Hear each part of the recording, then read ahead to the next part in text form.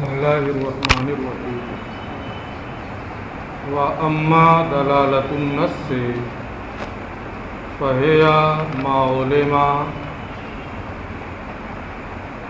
عِلَّةً لِلْحُكْمِ الْمَنْصُوصِ عَلَيْهِ لُغَةً لَا اجْتِهَادًا وَلَا اسْتِنبَاطًا۔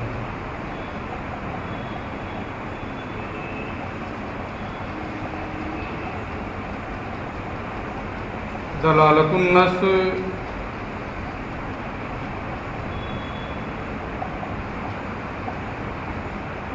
اسے کہتے ہیں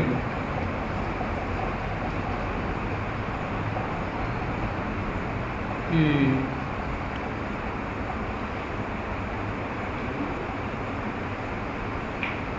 جو از روئے لغت کے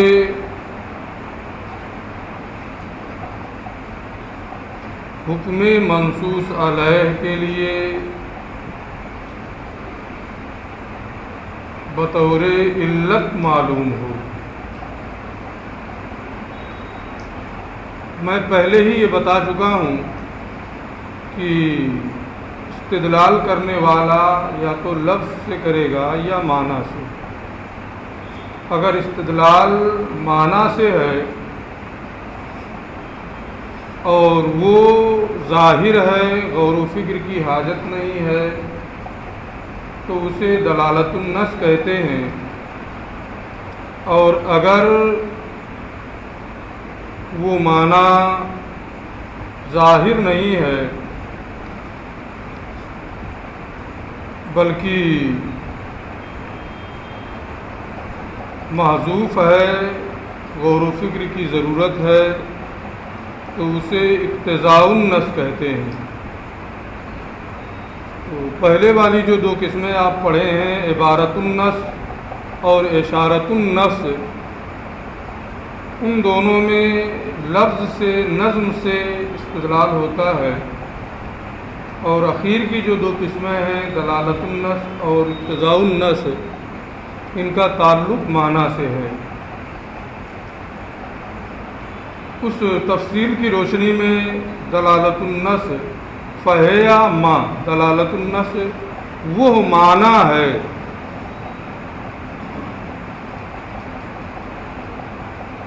جو از روئے لغت کے حکم منصوص علیہ کی علت کے طور پر معلوم ہو۔ یعنی جس حکم کے لیے نص وارد ہے، منصوص علیہ یعنی جس پر نص کا ورود ہوا ہے،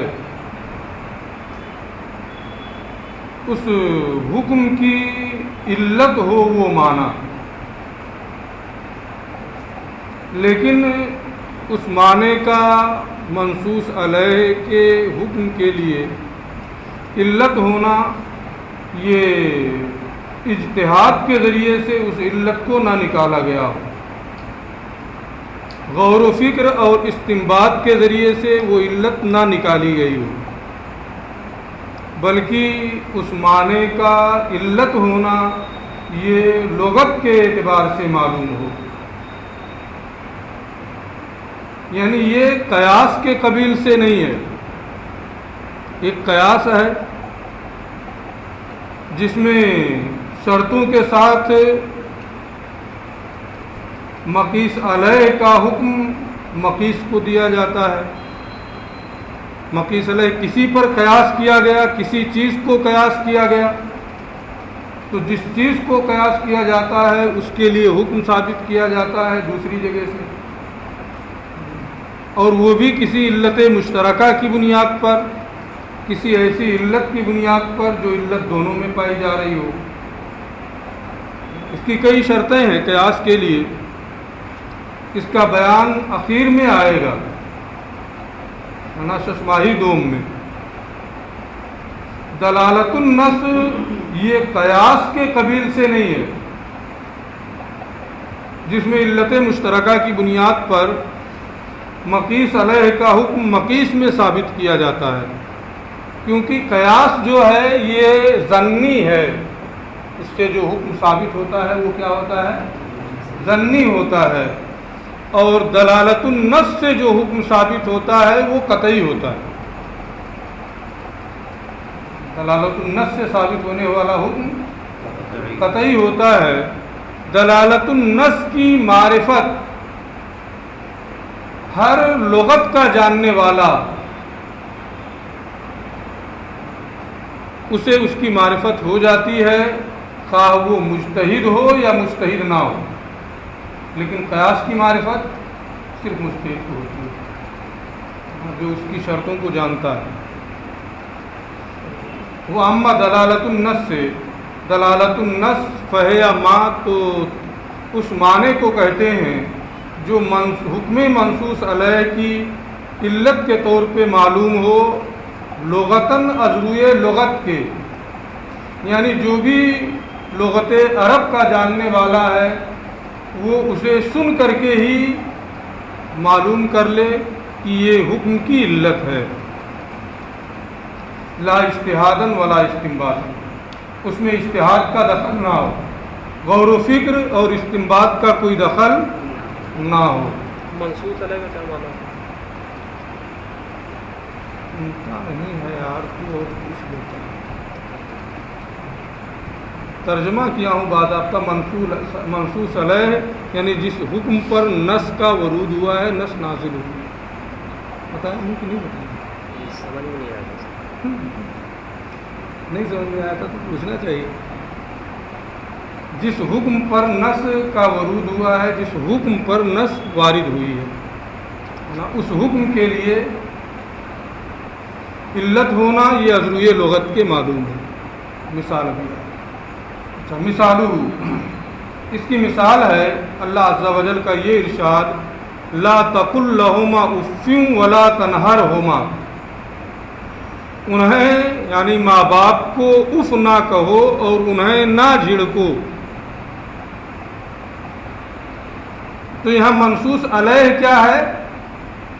لا تقل لہما اف، تافیف اف کہنے سے نہ ہے، وہ اف کہنے کی ممانعت یہ کیا ہے؟ منصوص علیہ ہے۔ ماں باپ کو اف کہنا منع ہے، حرام ہے، اسی پر نص یہ وارد ہوئی ہے، لا تقل لہما اف، ماں باپ کو اف نہ کہو۔ تو اف کہنے سے منع کرنا، اس سے باز رہنا، اف کہنے کا حرام ہونا، اسی کے لیے یہ آیت کریمہ نازل ہوئی ہے۔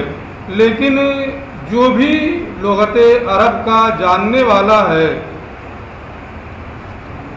وہ لا تقل لہما اف کو سننے کے بعد فوراً اسے یہ معلوم ہو جائے گا کہ جو لا تقل لہما اف ہے اس کا معنی ہے انہیں تکلیف دینے سے بچو۔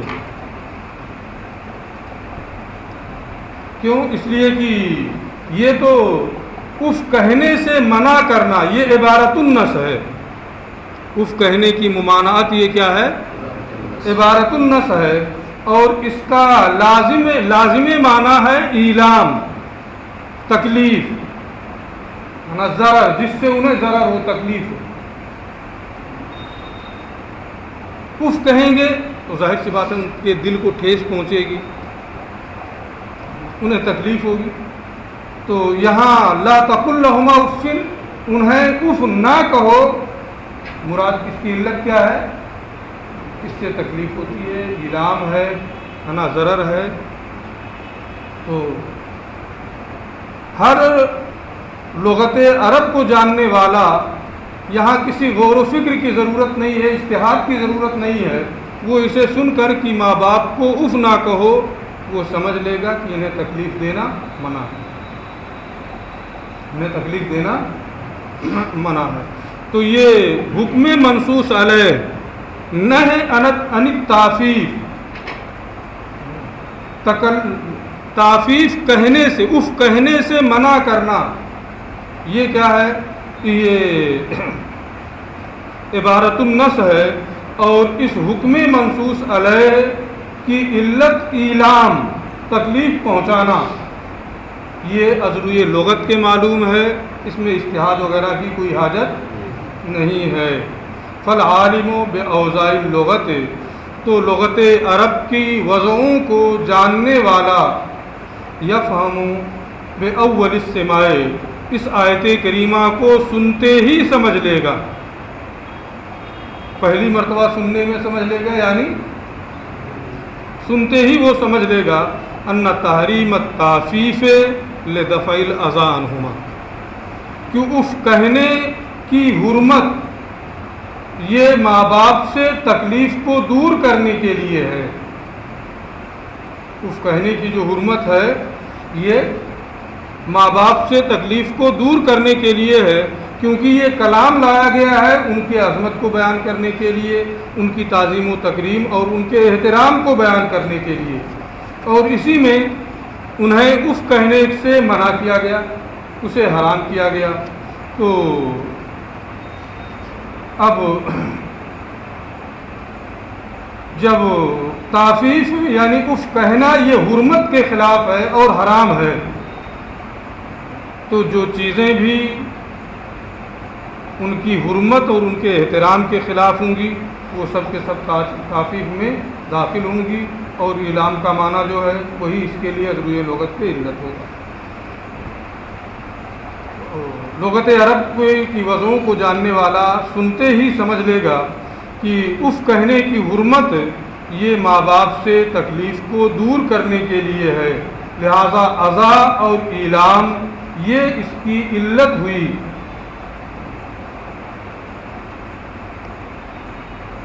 اس کے بعد یہ کہتے ہیں وہ حکم ھذا النوع، اور اس نوع کا حکم عموم الحکم المنصوص علیہ،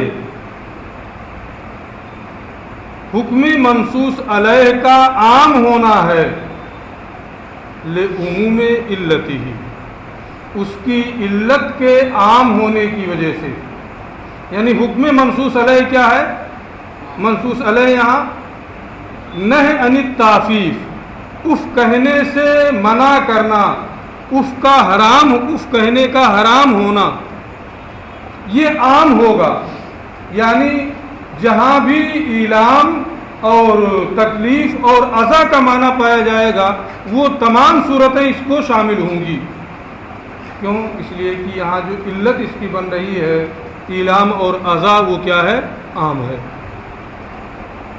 وہ حکم ھذا النوع، اور اس نوع یعنی دلالت النص کا حکم یہ ہے عموم حکم المنصوص علیہ، حکم منصوص علیہ کا عام ہونا، لعموم علتہ، کیونکہ اس کی علت کیا ہے؟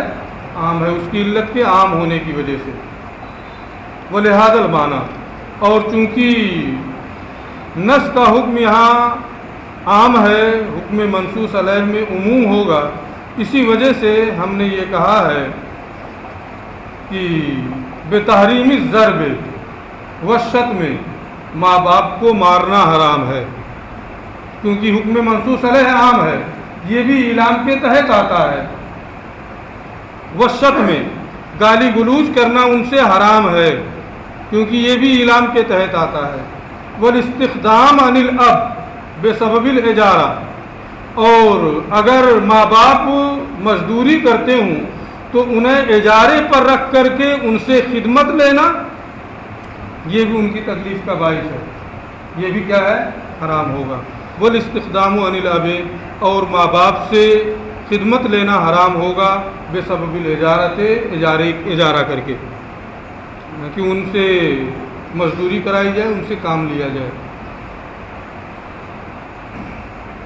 والحبس بسبب الدین، اور یہ مسئلہ آپ پڑھ چکے ہیں کہ اگر کسی پر کسی کا دین ہے اور وہ بینہ سے ثابت کر دے اور اس کے پاس پیسے بھی ہوں پھر بھی وہ نہ دے، وہ مطالبہ کرے کہ اسے قید میں ڈال دیا جائے، جیل میں ڈال دیا جائے، تو اسے جیل میں ڈال دیا جائے گا۔ لیکن ماں باپ کے ساتھ اگر ایسا معاملہ ہو کہ باپ نے قرض لیا ہے، اس کے پاس ہے بھی پھر بھی نہیں دے رہا ہے، تو بیٹے کے مطالبے کے بعد بھی باپ کو جیل میں نہیں ڈالا جائے گا، کیونکہ یہ بھی اسی اعلام کے ضمن میں آتا ہے۔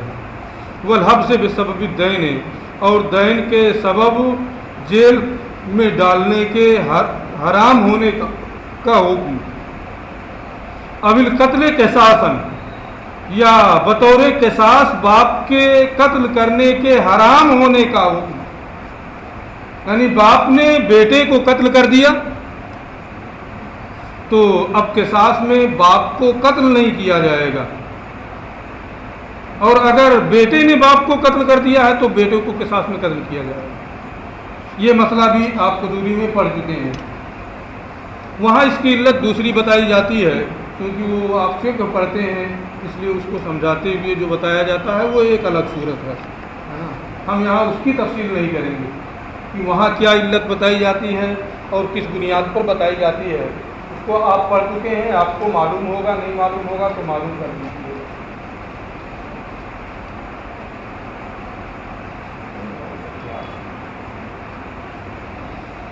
اب القتل قصاصاً، یا قصاص میں باپ کے قتل کرنے کے حرام ہونے کا حکم، کہ یہ بھی اسی اذا اور اعلام کے ضمن میں آتا ہے، اور حکم منصوص علیہ علت کے عام ہونے کی وجہ سے عام ہوتا ہے، لہذا اس علت کے ضمن میں جتنی صورتیں آئیں گی سب کے سب کیا ہوں گی؟ حرام ہوں گی۔ یہ ساری صورتیں اسی کے ضمن میں آتی ہیں، لہذا منصوص علیہ کا حکم ان تمام صورتوں کو عام رہے گا، یہ تمام چیزیں حرام رہیں گی۔ ثم دلالت النص بمنزلۃ النص، پھر دلالت النص یہ عبارت النص کے درجے میں ہے، جو میں نے ابھی بتایا تھا کہ دلالت النص سے ثابت ہونے والا حکم جو ہوتا ہے وہ قطعی ہوتا ہے، یہ قیاس نہیں ہے کیونکہ قیاس ظنی ہے، عبارت النص سے جو حکم ثابت ہوتا ہے وہ قطعی ہوتا ہے۔ اسی سے یہ اخذ کرتے ہوئے، اسی کی جانب نسبت کرتے ہوئے فرماتے ہیں کہ دلالت النص یہ عبارت النص کے درجے میں ہے، یعنی جیسے عبارت النص سے ثابت ہونے والا حکم قطعی اور یقینی ہوتا ہے، ایسے ہی دلالت النص سے ثابت ہونے والا حکم بھی کیا ہوگا؟ قطعی اور یقینی ہوگا۔ اگر یہ ظنی ہوتا تو اس سے حدود و قصاص اور عقوبتوں کو ثابت نہیں کیا جا سکتا، کیونکہ حدود و قصاص یہ شبہات سے ثابت ہو جاتے ہیں۔ اسی کو یہ کہتے ہیں کہ دلالت النص یہ عبارت النص کے درجے میں ہے، حتی صح اثبات العقوبت بدلالت النص، یہاں تک کہ دلالت النص سے سزاؤں کو ثابت کرنا صحیح ہے۔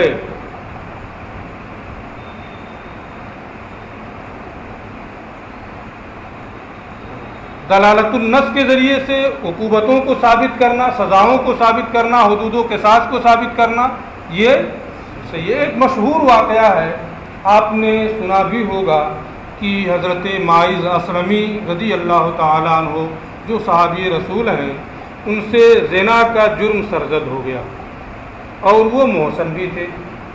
رسول کریم صلی اللہ علیہ وسلم کی بارگاہ میں حاضر ہوئے اور انہوں نے اپنے جرم کا اعتراف کر لیا کہ یا رسول اللہ مجھ سے یہ غلطی ہو گئی۔ آقا کریم نے کئی مرتبہ چہرہ پھیر لیا، ان کی کچھ تلقین بھی کی کہ حد نہ ہو، لیکن کیونکہ جرم ہوا تھا اس لیے اس پر نہیں، یا رسول اللہ میں نے یہ غلطی کی۔ آقا کریم صلی اللہ علیہ وسلم نے ان کے رجم کا حکم صادر فرمایا، انہیں میدان میں لے جایا گیا، ان کو رجم کر دیا گیا۔ انہوں نے اللہ کی بارگاہ میں توبہ کی۔ ایک روایت میں یہاں تک آیا ہے کہ ان کے انتقال کے وقت میں عرش ہل گیا، مقبول توبہ انہوں نے کی۔ اور ایک روایت میں مجھے خیال آ رہا ہے یہاں تک ہے کہ حضرت ماعز اسلمی کی جو توبہ ہے وہ سب کے لیے کافی ہے۔ بہرحال ان سے جرم ہوا، وہ محسن تھے، رسول کریم صلی اللہ علیہ وسلم نے ان کے اوپر رجم کا فیصلہ فرمایا، ان کو رجم کیا گیا، سنسار کیا گیا۔ اب یہ حدیث پاک جو ہے آقا کریم صلی اللہ علیہ وسلم نے ان کے رجم کا حکم کیا ہے، تو اس میں کیا ہے کہ وہ محسن تھے، زنا کا اقرار کیا، اعتراف کیا، اس لیے رسول کریم صلی اللہ علیہ وسلم نے رجم کا حکم فرمایا۔ اب اگر کوئی بھی شخص ہو، یہ تو عبارت النص ہے کہ انہوں نے اعتراف کیا اور محسن تھے، تو رسول کریم صلی اللہ علیہ وسلم نے ان کے لیے رجم کا سنگسار کرنے کا حکم فرمایا، تو ان کے لیے رجم کا حکم یہ کیا ہے؟ عبارت النص ہے۔ لیکن ان کا محسن ہونا اور اعتراف جرم کرنا، اقرار کرنا، یہ چیزیں بھی یہاں ہیں۔ تو دلالت النص کے ذریعے سے یہ چیز، اس معنی سے یہ چیز بھی معلوم ہو رہی ہے کہ جو بھی شخص ایسا ہو کہ اس کا زنا ثابت ہو جائے اور وہ محسن ہو تو اس کو رجم کیا جائے گا۔ اقرار کرنا کوئی ضروری نہیں ہے، اگر وہ محسن ہے اور اس کا جرم ثابت ہو جاتا ہے تو اس کو رجم کیا جائے گا۔ جیسے دلالت عبارت النص کے ذریعے سے یہاں حکم جو ہوا ہے انہیں رجم کیا گیا، ایسے ہی باقی صورتیں بھی جو ہوں گی ان تمام صورتوں میں رجم کیا جائے گا۔ یہ نہیں ہوگا کہ یہ تو دلالت النص ہے اور یہ شبہات سے حدود و قصاص ثابت ہو جاتے ہیں، لہذا دلالت النص کی بنیاد پر حدود و قصاص کا ثبوت نہیں ہوگا، یہ نہیں کہا جا سکتا، کیونکہ دلالت النص بھی جو ہوتا ہے وہ بھی کیا ہوتا ہے؟ قطعی اور یقینی ہوتا ہے۔ تو حضرت ماعز اسلمی نے احسان کی حالت میں زنا کیا تھا، اب یہ چیز جہاں جہاں پائی جائے گی احسان کی حالت میں زنا، وہاں وہاں زنا کرنے والے کو رجم کیا جائے گا۔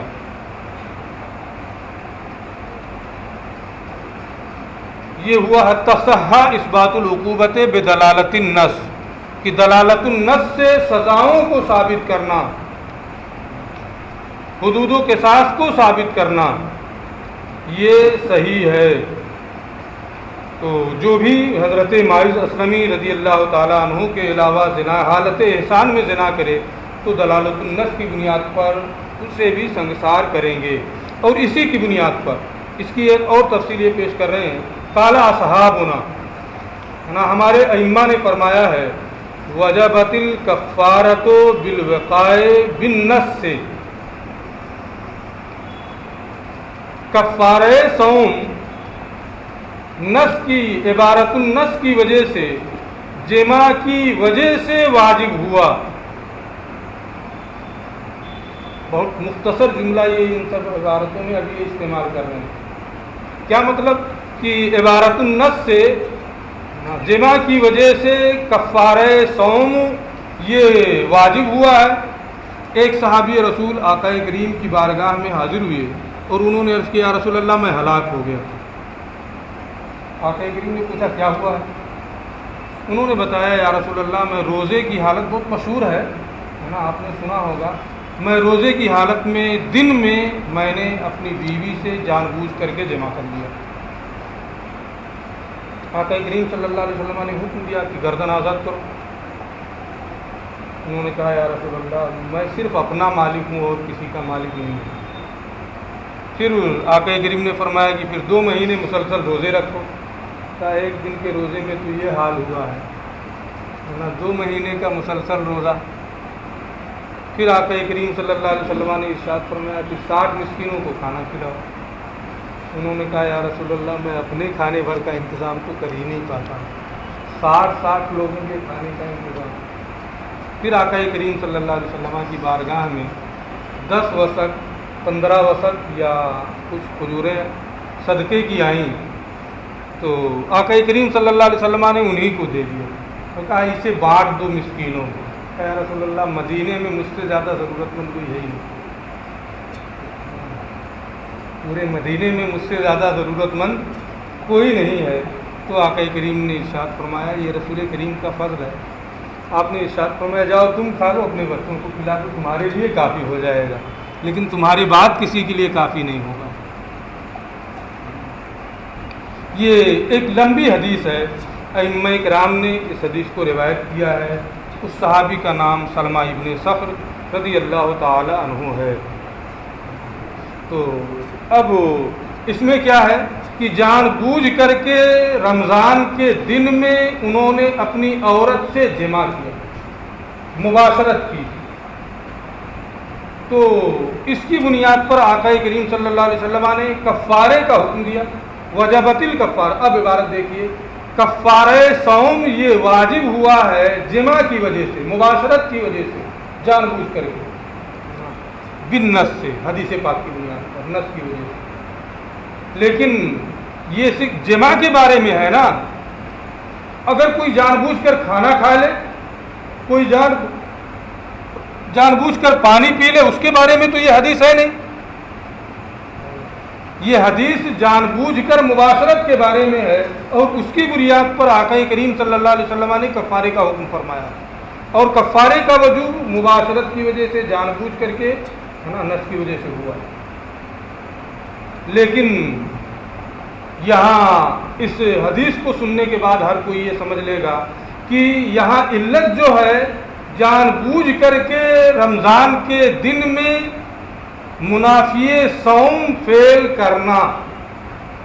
اب جہاں بھی یہ چیز پائی جائے گی علت، تو منصوص علیہ کا حکم جو ہوگا وہ کیا ہوگا؟ عام ہوگا، یعنی کفارہ دینا ہوگا۔ اب اگر کوئی جان بوجھ کر کھا رہا ہے تو دلالت النص کی بنیاد پر اسے کفارہ دینا ہوگا۔ جان بوجھ کر کوئی پی رہا ہے دن میں روزے کے رکھ کر کے، تو اسے کفارہ دینا ہوگا۔ ٹھیک ہے؟ قال اصحابنا، ہمارے اصحاب نے فرمایا ہے، وجبت الکفارۃ بالوقاء بالنص سے، نص کی وجہ سے، جمع کی بنیاد پر کفارہ صوم واجب ہوا ہے۔ تفصیل میں نے بتا دی ہے۔ وہ بالاکل والشرب، اور کھانے اور پینے سے، بدلالت النص، اس کا حکم دلالت النص کے طور پہ معلوم ہوا ہے۔ بتانا یہ ہے کہ دونوں حکم قطعی ہوگا۔ رمضان کے دن میں جان بوجھ کر کوئی کھائے گا تو وہ بھی قطعی ہے، اسے کفارہ دینا ہی دینا ہے۔ پیے گا تو وہ بھی قطعی ہے، جان بوجھ کر کے اسے بھی کفارہ دینا ہی دینا ہے، جیسے کہ جمع کی صورت میں کفارہ دینا ہے۔ یہ نہیں ہے کہ اکل و شرب کا جو کی صورت میں جو کفارہ ہے وہ ظنی ہو، قطعی ہو یقینی۔ یہ قیاس نہیں ہے کہ ظنی ہو جائے۔ وعلی اعتبار ھذا المعنی قیل، اور اسی دلالت کی بنیاد پر کہا گیا ہے کہ حکم منصوص علیہ یہ عام ہوتا ہے علت کے عام ہونے کی بنیاد پر، اسی بنیاد پر کہا گیا ہے، اور وہ قطعی ہوتا ہے۔ کیا کہا گیا؟ اطار الحکم علی تلک العلۃ، حکم اسی علت پر گردش کرے گا۔ جو نص ہے اس نص کا حکم جو ہے وہ اسی علت پر گردش کرے گا، یعنی جہاں جہاں وہ علت پائی جائے گی وہ حکم پایا جائے گا۔ اور اگر جو نص ہے عرف بدل جائے اور وہ نص جو ہے نص کی بنیاد پر وہ علت نہ پائی جائے، نص ہی میں علت نہ پائی جائے، مثلا کسی کا عرف یہ ہو جائے کہ وہاں عرف یہ احترام کے طور پہ کس ماں باپ کو کہا جاتا ہو، عرف کہنا یہ تو تعظیم کے منافی ہے، لیکن کچھ لوگوں کا یہ عرف بن جائے کہ ماں باپ کو عرف کہتے ہوں تعظیم کے لیے، ان کی تکریم کے لیے، تو اگرچہ وہاں تعفیف پائی جا رہی ہے، عرف کہنا پایا جا رہا ہے، لیکن جو علت ہے اذا اور اعلام وہ چیز نہیں پائی جا رہی ہے۔ حکم علت پر گردش کرے گا، علت پائی جائے گی حکم پایا جائے گا، حکم علت نہیں ہوگی تو حکم بھی نہیں ہوگا۔ ٹھیک، یدار الحکم علی تلک العلۃ، اسی علت پر حکم گردش کرے گا، جہاں علت پائی جائے گی حکم، جہاں علت نہیں وہاں حکم بھی نہیں۔ قال الامام قاضی ابو زید، امام قاضی ابو زید نے فرمایا ہے، لو ان قوما یعدون التعفیف کرامۃ، اگر کوئی قوم ایسی ہو جو اف کہنے کو عزت و شرافت شمار کرنے لگے، ان کا عرف یہ بن جائے کہ اف کہنا یہ تعظیم کے لیے ہو جائے، لا یحرم علیہم تعفیف الابوین، تو علت نہیں پائی جا رہی، اس لیے ایسے لوگوں کا ماں باپ کو اف کہنا یہ حرام نہیں ہوگا، تو جہاں علت ہوگی وہاں حکم ہوگا۔ ایک صفحہ ہوا کہ نہیں؟ وَكَذَلِكَ قُلْنَا فِي قَوْلِهِ تَعَالَى، اور اسی طریقے سے ہم نے اس ارشاد الہی میں بھی کہا ہے، یا ایھا الذین آمنوا، ٹائم زیادہ ہو گیا، اذا نودی للصلاۃ من یوم الجمعۃ فاسعوا الی ذکر اللہ وذروا البیع، اے ایمان والو جب نماز کے لیے، اذا نودی للصلاۃ من یوم الجمعہ، جب جمعہ کے دن نماز کے لیے ندا دی جائے، اذان کہی جائے تو ذکر الہی کی طرف دوڑو اور بے کو چھوڑ دو. یہ آیت کریمہ کیا ہے کہ فساؤ الی ذکر اللہ و ذروا البیع، بے کو چھوڑ دو، یعنی بے کرنا منع ہے، ذکر الہی کی طرف جانا ضروری ہے. فساؤ الی ذکر اللہ و ذروا البیع، یہ تو عبارت النص ہے. لیکن اگر بے پائی جا رہی ہو اور صحیح الی ذکر اللہ کا معنی بھی متحقق ہو رہا ہو، حکم کیا ہے؟ فساؤ الی ذکر اللہ و ذروا البیع، ذکر الہی کی طرف دوڑو اور بے کو ترک کر دو. اب اگر کوئی بے ایسی ہو جو صحیح علی الجمعہ سے مانے نہ ہو تو بے تو وہاں ہے، لیکن وہاں ضرور بے کو چھوڑنے کا حکم نہیں ہوگا. آدمی بے کر سکتا ہے، وہ حرام نہیں ہوگا. اسی کو یہ کہتے ہیں ولو فرضنا بیعا، اگر ہم کوئی ایسی بے مان لیں لا یمنع العاقدین ان السعی الی الجمعہ، جو عاقدین کو صحیح الی الجمعہ سے مانے نہ ہو. جیسے دونوں بس میں سوار ہیں، جمعہ پڑھنے جا رہے ہیں، اسی میں باہم گفتگو کرنے لگے بے کی، کشتی میں بیٹھے ہوئے ہیں، اسی میں گفتگو کرنے لگے، جمعہ کے لیے جا رہے ہیں، تو یہ صحیح الی الجمعہ سے مانے نہیں ہے بے. یہاں جو آیت کریمہ پہ بیان کیا گیا ہے وہ بے مانے ہے جو صحیح علی الجمعہ سے مانے ہے، اس بے کی ممانعت ہے. یہ وہ بے نہیں ہے، لہذا اس کی ممانعت نہیں ہوگی. بیان کانا فی السفینۃ، اس طور سے کہ دونوں ایک کشتی میں ہوں، تجری الی الجامع، جو مسجد جامع کی طرف جا رہی ہو، لا یکرہ البیع، تو یہ بے مکروہ نہیں ہوگی، کیونکہ بے کی ممانعت کی جو علت ہے صحیح علی الجمعہ میں خلل آنا، وہ چیز یہاں نہیں پائی جا رہی ہے. یہ دلالت النص ہے. وعلی ھذا قلنا